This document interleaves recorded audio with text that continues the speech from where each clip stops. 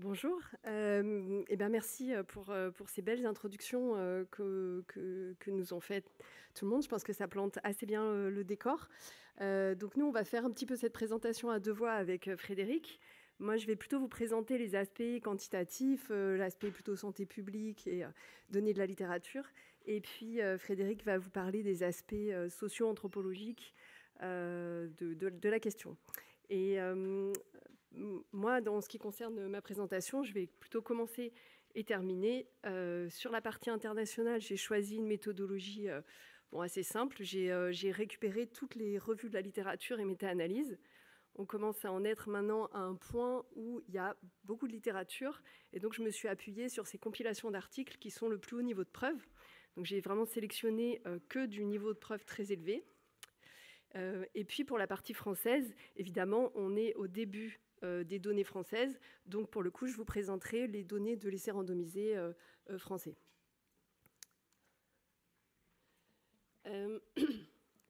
Donc, depuis les années 90, aux États-Unis, les directives anticipées les mesures d'anticipation en psychiatrie sont répandues dans le monde.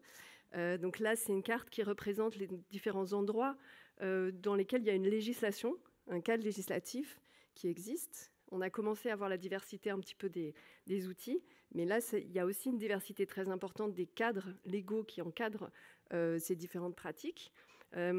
Sachant, donc cette diversité, elle est très importante. Pour les États-Unis, il n'y a qu'une seule petite pastille, mais même à l'intérieur des États-Unis, il y a à peu près autant de législation que d'États.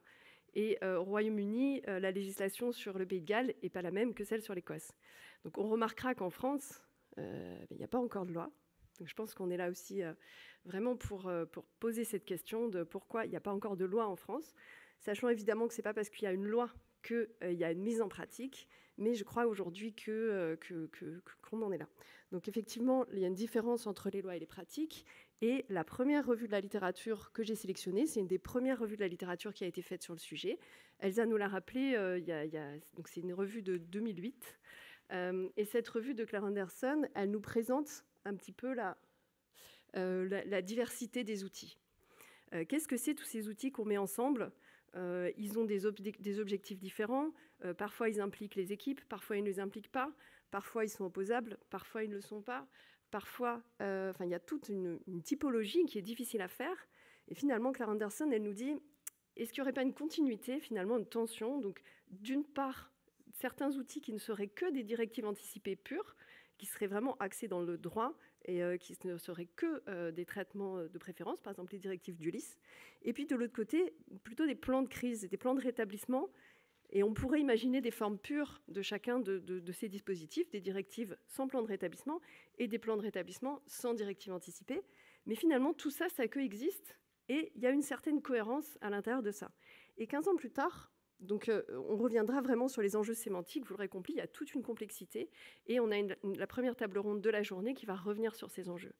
15 ans plus tard, cette revue de la littérature, donc qui vient de paraître cette année, reprend un petit peu cette idée du contenu en disant bon, les pratiques ont proliféré, il y a de plus en plus d'outils qui existent.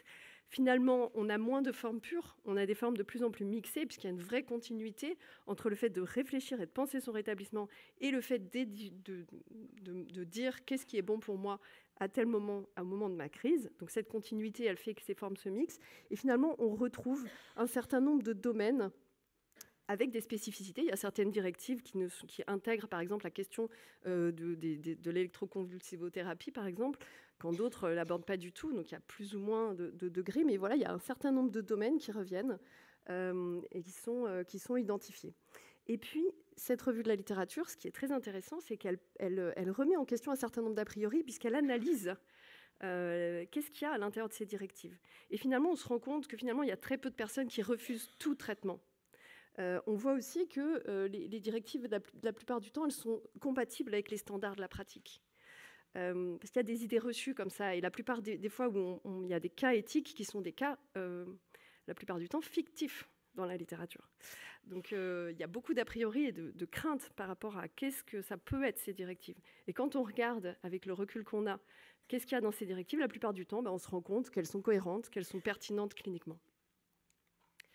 Donc le terme de directive s'est imposé progressivement, hein, et on parle de directive anticipée, d'où le fait que, vu que je parle de la littérature internationale, je récupère aussi ce terme-là. Donc tous ces différents dispositifs, ils sont analysés ensemble dans la littérature. Il y a une forte cohérence entre ces différents dispositifs et ils sont analysés ensemble.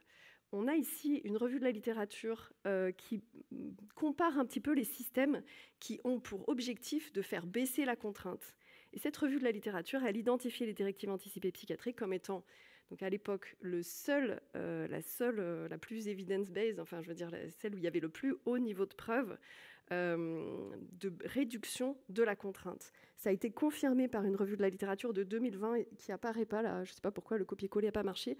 C'est une revue parapluie de l'équipe de Graham Thornycroft qui arrive au même résultat, c'est-à-dire qui identifie vraiment les directives anticipées, qui sont ce système assez simple, hein, dont on parle depuis le début de la matinée, comme étant l'outil qui permet de plus réduire les hospitalisations sous contrainte en psychiatrie. Et ce résultat, il est vraiment très important. On en a déjà parlé, les hospitalisations en psychiatrie, on a une marge de progression très importante en France. On est vraiment dans le quart supérieur des pays qui hospitalisent le plus sous contrainte. Et en plus, ça a des impacts extrêmement délétères sur les personnes. Donc, toute l'importance du sujet, elle est aussi sur cette efficacité de ces mesures sur l'hospitalisation en psychiatrie. Quand on se centre, donc avec une méta-analyse de Molyneux en 2019, et qui a estimé que tous ces différents types de directives permettaient une réduction de 25% des hospitalisations sous contrainte. Et cette revue de la littérature et méta-analyse, elle permet de mettre en évidence aussi que les mesures qui marchent le mieux, c'est celles qui sont le plus intensives, celles où il y a le plus d'implication, celles où il y a de la facilitation, c'est-à-dire où il y a un tiers extérieur qui va venir vous aider à remplir ces directives. Ce qui est très bien montré dans cet article. Une dernière revue de la littérature qui est aussi sortie en 2022 fait un petit peu le point de vue sur le point de vue des personnes concernées, montre qu'il y a un intérêt qui est très fort, je crois qu'on l'a déjà vu avec les différentes interventions des personnes concernées, il y a un intérêt qui est très fort des familles, il y a aussi une très forte satisfaction. Il n'y a pas de revue de la littérature là-dessus parce que c'est plus difficile de mettre en évidence, mais les usagers mettent en évidence le contrôle, la reprise de pouvoir d'agir, et puis la meilleure communication avec la famille, meilleure communication avec les soignants, un plus grand respect. Il y a tout un tas d'indicateurs positifs qui sont relevés par les personnes concernées, après avoir rempli leurs directives. Il faut voir que les usagers ont vraiment une préférence pour des directives qui soient contraignantes, c'est-à-dire qui s'opposent, dont l'équipe médicale doit se conformer à ces directives. Même si finalement dans le monde c'est assez peu répandu et que même dans les pays pour lesquels les directives sont contraignantes, comme pour la fin de vie, il y a toujours des possibilités de faire des dérogations. Ça montre vraiment en quoi ces directives elles permettent d'impliquer l'entourage de manière positive dans les soins de la personne. Donc malgré le fait que ces directives sont éthiques, qu'elles sont plébiscitées par les usagers, qu'elles sont efficaces, elles sont pour autant assez peu répandues. Et c'est l'objet de plusieurs analyses de la littérature. Et c'est aussi pour moi l'occasion donc de laisser la parole à Fred. Donc là, c'est une des revues de la littérature qui aborde ce sujet, mais dans la revue de la littérature de Brown en 2022, c'est aussi des choses qui sont abordées. Donc on va voir ce sujet un petit peu plus en profondeur, puisque vu qu'on parle de diffusion des pratiques, c'est important de comprendre ce point-là.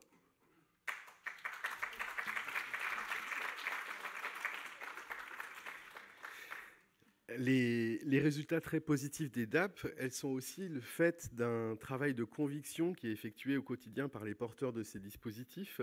La littérature scientifique comme les expériences de ces porteurs, et c'est l'objet de ma présentation aujourd'hui, permettent de mettre en lumière les principaux freins au développement des directives anticipées en psychiatrie. Ces freins sont loin d'être des obstacles insurmontables et leur identification facilite la mise en œuvre des directives anticipées en psychiatrie. Le premier frein, qu'on évoque peu dans la littérature, mais qu'on va évoquer tout à l'heure dans une table ronde, n'est pas spécifiquement abordé dans la littérature. Il concerne la sémantique. C'est un débat très français. Et la sémantique et l'interprétation psychiatrique de cette sémantique. Le terme de directive anticipée en psychiatrie, qui est la catégorie générique, on l'a dit, dans la littérature internationale, serait du point de vue d'une partie des psychiatres inapproprié, mortifère, porteur d'une vision négative de pathologies psychiatriques les associant à la fin de vie. Le terme de directive anticipée provoque chez ces psychiatres un jeu d'écho morbide.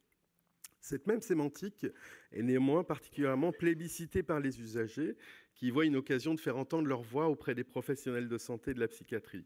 Sur les 400 personnes qui ont été rencontrées au cours de l'étude de directive anticipée incitative en psychiatrie, aucun usager n'a remis en cause cette dénomination. L'interprétation analytique peut même conduire à des quiproquos. Un médecin psychiatre qui était réticent à la mise en œuvre des DAP raconte ainsi « J'ai reçu un courrier d'un patient adressé personnellement sur des directives anticipées. Le seul problème est que je n'ai jamais rencontré cette personne, qu'elle n'est pas connue de mes services, donc si j'étais psy, je dirais « cette personne me fait une demande de soins ».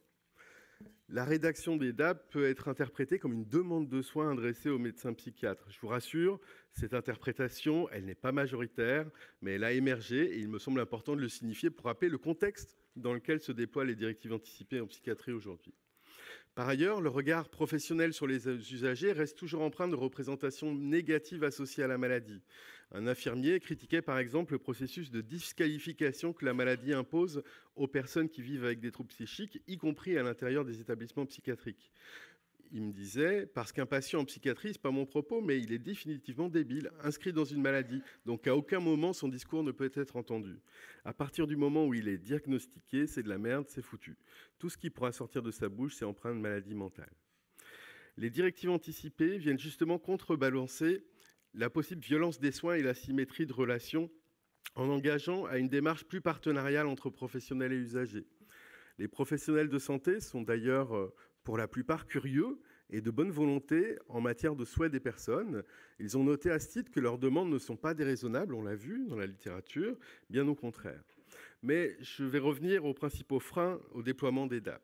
Du point de vue des professionnels de santé, en particulier des psychiatres, la mise en œuvre des directives anticipées résonne avec des craintes des praticiens en matière de responsabilité juridique quant aux souhaits des patients ou des usagers.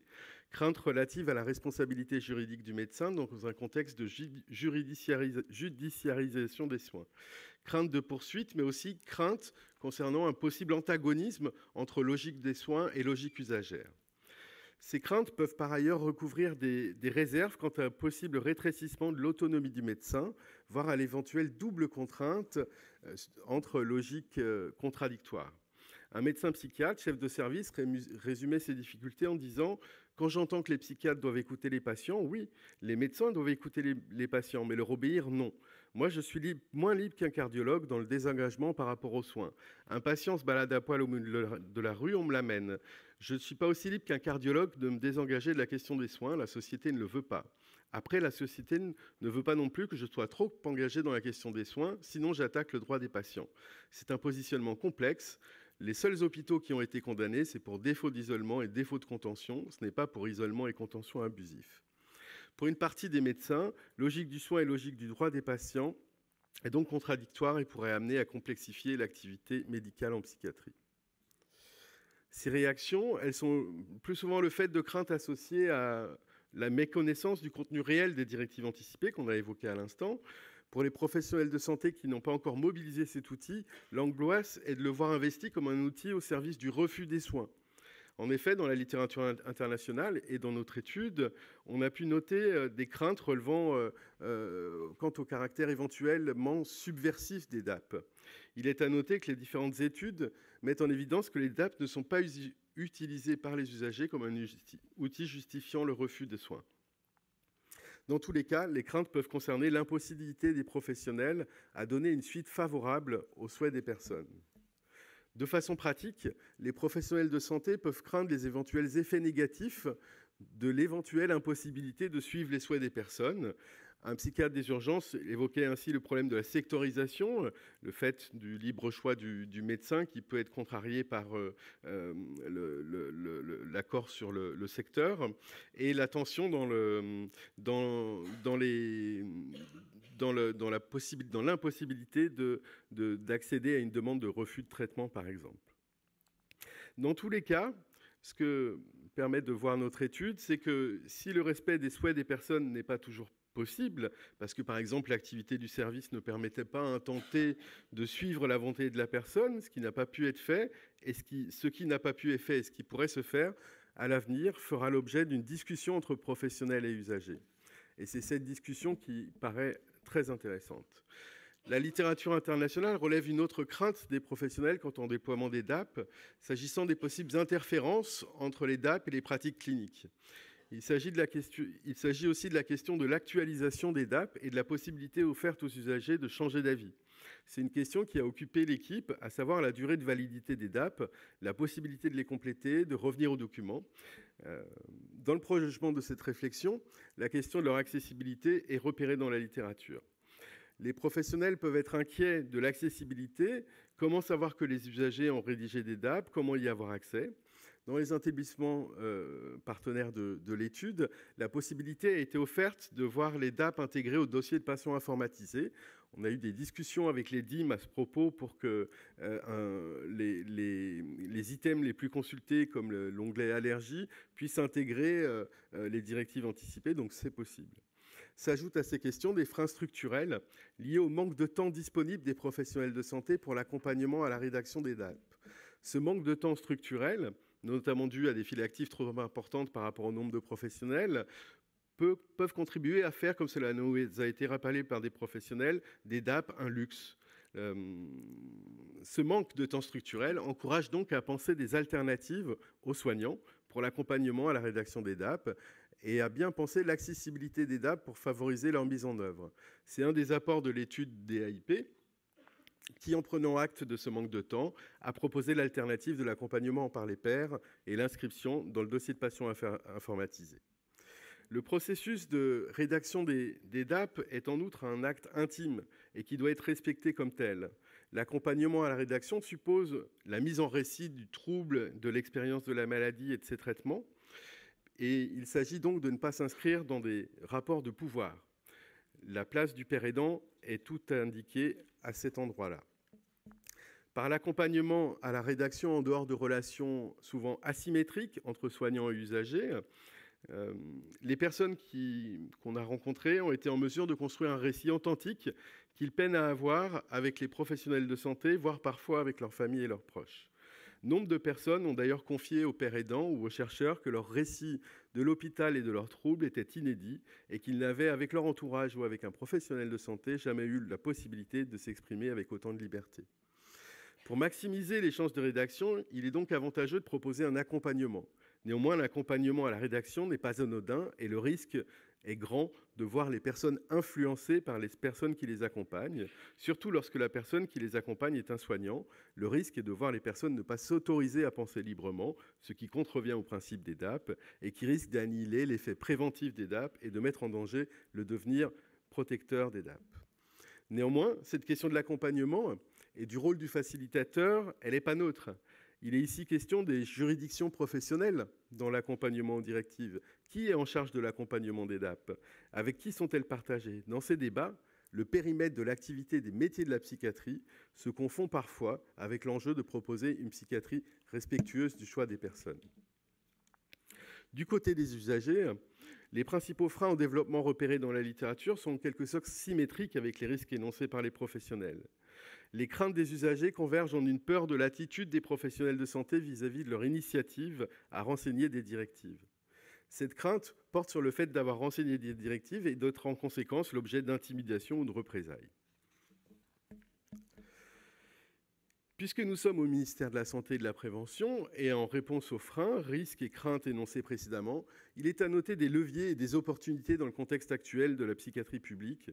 Les DAP sont au seuil de leur mise en routine sur le territoire national, les signaux sont au vert, l'evidence-based medicine, et on va le rappeler juste après, permet de noter à quel point les DAP accompagnés par des pairs sont bénéfiques aux usagers et plus largement à la performance du système de santé. La mise en routine des DAP est préconisée par le contrôleur général des lieux de privation de liberté, la HAS. Elle peut s'adosser à une législation qui est existante et avantageusement renforcer le rôle de la personne de confiance, qui pourrait par exemple être dépositaire des directives anticipées. Ce déploiement des DAP, que nous allons suivre prochainement, doit garder ce qui fait la force des DAP, à savoir l'accompagnement par des pairs aidants dans une réflexion qui ne peut se faire que dans le cadre d'une relation de confiance et en marge des jeux de pouvoir de l'hôpital du pouvoir psychiatrique. Je vous remercie.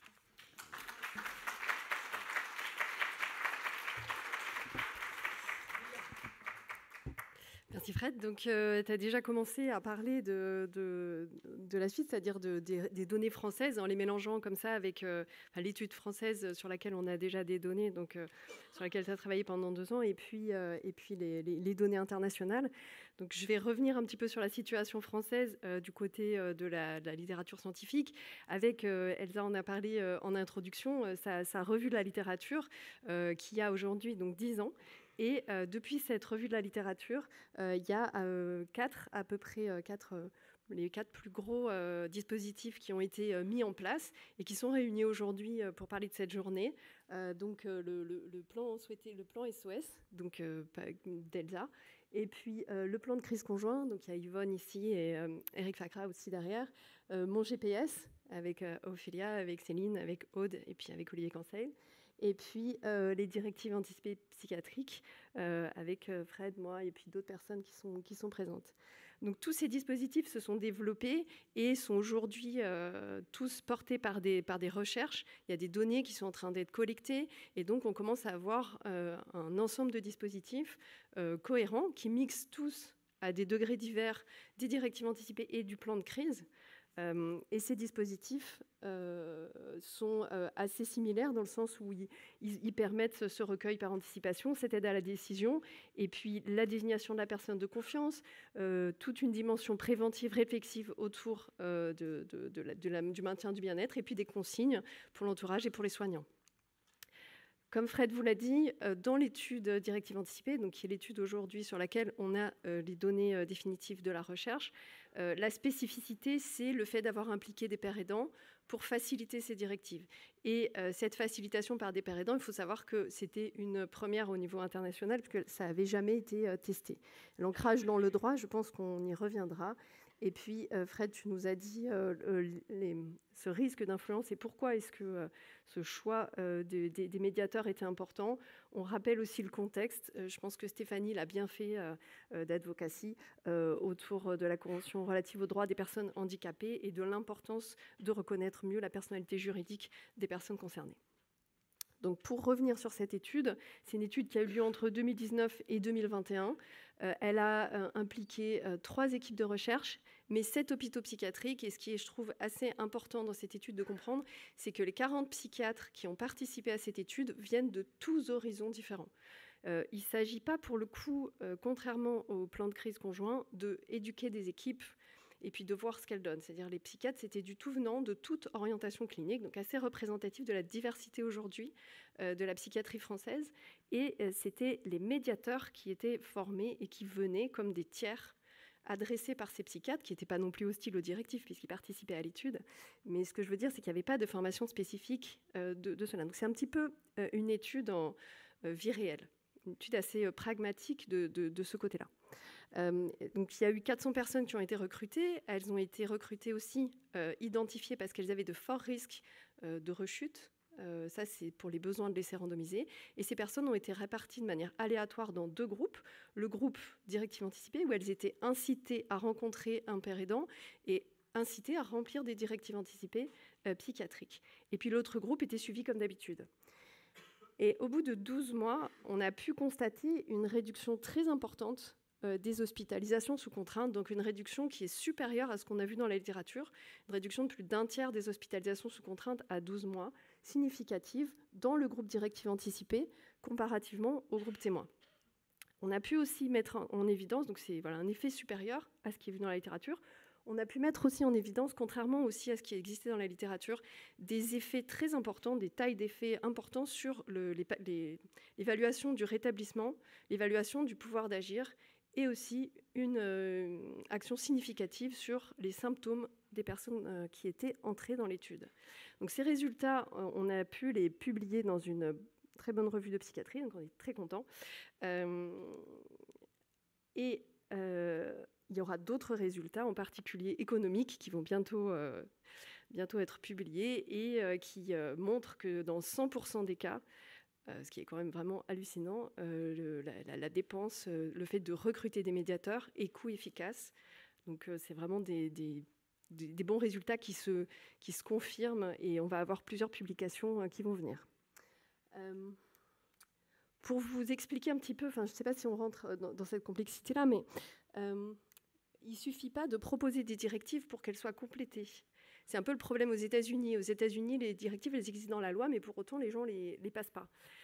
Nous, c'est pareil dans l'étude, en fait. Quand les personnes étaient attribuées à un groupe, elles n'étaient pas obligées, on ne leur mettait pas le couteau sous la gorge pour qu'elles remplissent des directives. Elles étaient incitées à le faire. Et on voit qu'il y a un certain nombre de personnes, quand même, c'est assez important, hein, comparativement. Ça montre l'intérêt des personnes pour cette proposition, quand même, parce qu'il y a à peu près 80% des personnes qui ont complété leur directive. Dans ces personnes qui ont complété leur directive, elles n'ont pas toutes fait appel au père aidant. C'était une proposition, ce n'était pas non plus un pack indissociable. Donc il y a des personnes qui les ont remplies toutes seules. Vous voyez qu'elles n'ont pas toutes rencontré les pères aidants.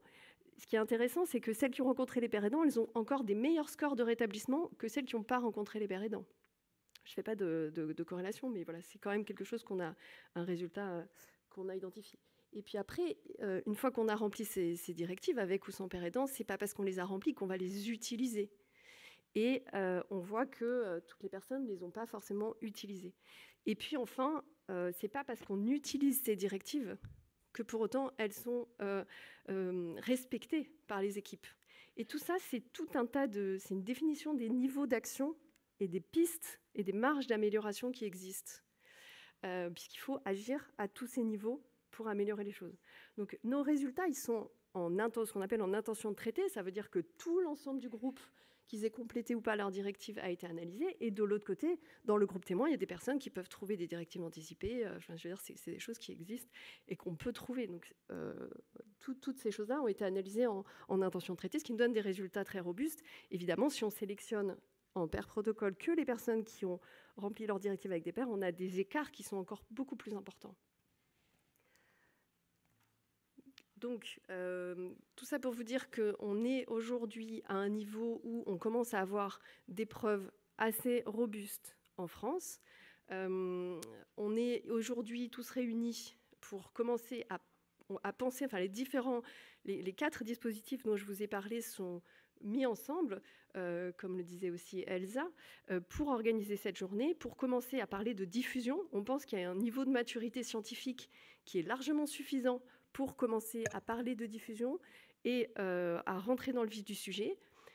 On s'est dit que tous nos dispositifs ont peut-être des complémentarités, peut-être c'est plus intéressant de proposer plusieurs types de dispositifs que de réduire tout et de faire un seul choix. Et du coup, on a de manière conjointe proposé un projet de recherche qui a été accepté et qui va bientôt commencer pour analyser les différents leviers et les freins à la diffusion des différents outils dont nous faisons la promotion aujourd'hui. Je pense que cette journée, elle en fait partie, puisque les personnes qui écoutent ici en visio peuvent se lancer dans la démarche. Je pense que c'est quelque chose, voilà, il y a suffisamment de personnes ici pour les former, les accompagner dans le type de directive qu'elles auront choisi. Donc ça, c'est un premier pas de la diffusion. Dans les autres étapes de la diffusion, évidemment, la loi. Je pense que c'est quelque chose, le fait de parler de manière large de ces sujets, de l'autodétermination, ça fait vraiment partie des prochaines étapes. Et ce projet de recherche nous permettra d'en être là aujourd'hui. C'est vraiment cette étape politique publique. Et voilà, je vous remercie beaucoup et à bientôt pour les prochaines étapes.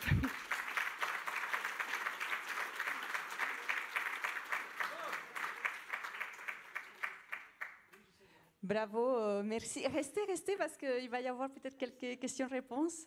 Merci infiniment pour votre extrêmement belle intervention, revue de littérature, données scientifiques, votre belle étude, effectivement, qui confirme effectivement l'intérêt de ce type d'outils, mesures d'anticipation en psychiatrie.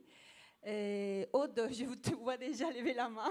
Donc effectivement, on a encore 10 minutes avant la pause pour quelques questions-réponses. Donc Aude Caria, directrice de Psycom. Merci, j'ai une voix Merci Ophélia, merci à tous. les organisateurs et toutes les organisatrices pour cette journée d'une vraiment très très grande qualité. Même si je connais pas mal le sujet, je trouve que d'avoir ce panorama est vraiment très, très enrichissant. Alors moi, à l'écoute de tout ce qui est fait, se basant aussi sur l'expérience qu'on a avec l'association Prisme et Psycom du développement de Mon GPS, je regardais hier, le document Mon GPS est disponible sur le site en téléchargement gratuit. On a voulu que ça soit effectivement très accessible. Il a été téléchargé plus de 4000 fois depuis sa mise en ligne. Et c'est sans compter sur le fait qu'il est reprographié de manière autonome par les services. Alors moi, je voulais juste pointer un paradoxe. C'est que, voilà, on a vu que les textes internationaux et nationaux sont promoteurs des mesures anticipatrices en psychiatrie. Les patients sont favorables à ça quand on leur demande leur avis. Les études montrent une réduction des hospitalisations sans consentement, des mesures de contrainte, d'isolement et des coûts des soins, nous a laissé entrevoir Aurélie.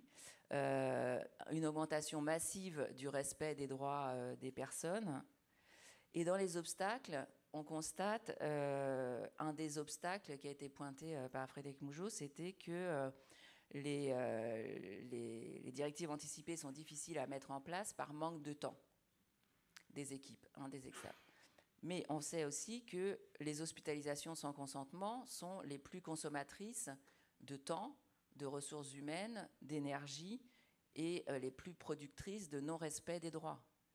Donc, on est au cœur du paradoxe, là. C'est-à-dire qu'on a un outil qui nous permet de réduire les hospitalisations sans consentement, d'augmenter le respect des droits, de diminuer potentiellement le coût des soins, et un obstacle qui est le fait qu'il y a trop d'hospitalisations sans consentement. Donc, je ne sais pas, c'est simple, non ? Voilà. Tu as tout dit. Donc, à quand une diffusion large pour sortir ? Enfin, ça permettrait effectivement une loi. Moi, je soutiens des deux mains une loi pour. Alors, je ne sais pas s'il faut forcément passer par l'obligation, et ça, on va en discuter tout au long de la journée. Mais déjà, faire la preuve de l'efficacité, c'est un pas énorme. Et on a un outil pour sortir potentiellement un outil possible pour sortir de la crise de la psychiatrie et augmenter le respect des droits des usagers. Donc, on y va. Carrément. En plus, le ministère s'appelle maintenant le ministère de la prévention. Voilà. Donc, c'est aussi un signe, à mon avis, positif dans ce sens. On sait que les soignants ont tendance à être sur le curatif et moins sur le préventif.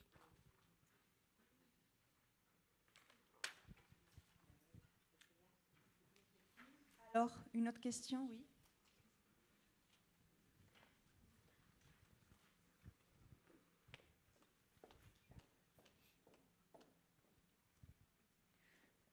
C'est une question / remarque. Je m'appelle Lia Antoine et j'étais père aidant qui facilitait la rédaction des DAP sur Lyon. Et en fait, il y a ce truc de opposer. Est-ce qu'on oppose finalement les autres plans de rétablissement, etc., directives ? Et il y a un début de non, et c'est un peu l'idée que ce soit complémentaire, mais s'il y a du plan de rétablissement à l'intérieur, du plan de crise à l'intérieur des plans de rétablissement, ça donne quoi finalement ? Ça, c'est vraiment l'enjeu de la table ronde. Je pense que dans la table ronde, on va rentrer là-dedans, dans toutes ces différences, complémentarités, finalement, qu'est-ce que ça cache ? Et là, je crois que c'est vraiment... garde ta question pour après la table ronde. J'espère que tu auras beaucoup d'infos. Une dernière question de la salle. Merci. Claudine Carinti, UNAFAM. Donc, moi, je voudrais redire à quel point il est important qu'il y ait une diversité des plans. Et quand vous avez signalé qu'il y en avait plusieurs qui existent, je pense que ce que j'entends du côté des personnes concernées, c'est que justement, il puisse y avoir des nuances, ils puissent les mettre, et que quand on regarde tous les plans, il y a des nuances dans ces plans. Ils ne sont pas les mêmes, même s'ils ont des éléments communs. Et garder cette diversité, y compris la possibilité de pouvoir faire un plan préparé sans que ce soit reconnu sur un site de notre ami Google, je pense que ça doit rester et c'est la liberté des gens. Et je pense qu'il faut vraiment que vous, dans les tables rondes, on puisse travailler ça pour qu'il y ait une vraie liberté des personnes. Oui, merci beaucoup. Je crois que c'est vraiment notre volonté, c'est de pouvoir faire valoir. Il n'y a pas un seul modèle qui conviendra à tout le monde. Et peut-être que dans certains pays qui ont été trop directifs dans leur législation sur un type, pour privilégier un type par rapport à un autre, c'est peut-être pour ça aussi que le taux de pénétration ou l'accessibilité des directives n'est pas si importante. Donc oui, je crois que c'est vraiment important de continuer avec cette diversité. De toute façon, enfin voilà, on a vu, il y a un outil qui est en ligne. Enfin, et de toute façon, enfin là, tous les hôpitaux vont pas recruter des pères aidants. Enfin, il va y avoir tout un tas d'enjeux très concrets auxquels cette diversité peut répondre pour que toutes les personnes y aient accès. Donc oui, tout à fait, c'est vraiment ce qui nous anime aujourd'hui. Donc merci. Donc moi, là, je suis le chat en direct. Donc on a beaucoup de réactions actuellement à votre présentation. Donc d'abord une observation. Il y a Françoise qui explique travailler dans une pension de famille. Et voilà, c'est plus une remarque de dire que c'est important aussi d'intégrer toutes ces personnes-là qui sont à l'extérieur aussi au parcours de soins de la personne et justement de penser à les intégrer aussi dans cette idée de la diffusion des directives anticipées psychiatriques avec l'accord des personnes concernées, bien sûr. Il y a une revue de la littérature sur le travail social. Il y a une revue de la littérature, justement, donc je n'ai pas parlé parce qu'elle était trop spécifique, il y a déjà beaucoup de matière, mais sur le travail social et directives anticipées qui reprend exactement ces enjeux. Et c'est vrai que dans notre modèle, on avait intégré aussi tout ce qui est le code d'action sociale et des familles spécifiques pour l'hébergement. C'est des questions qui sont très importantes. Et une autre question sur la façon dont vous évaluez le rétablissement, parce que vous avez parlé de score pendant la présentation, et il y avait une question autour de ça. Alors, l'évaluation du rétablissement, donc, après, chaque rétablissement est personnel. C'est des outils qui, si vous les remplissez vous-même, ça ne va pas vous dire grand-chose sur où vous en êtes du rétablissement. Enfin, ces outils-là, ils ont surtout un intérêt dans la recherche.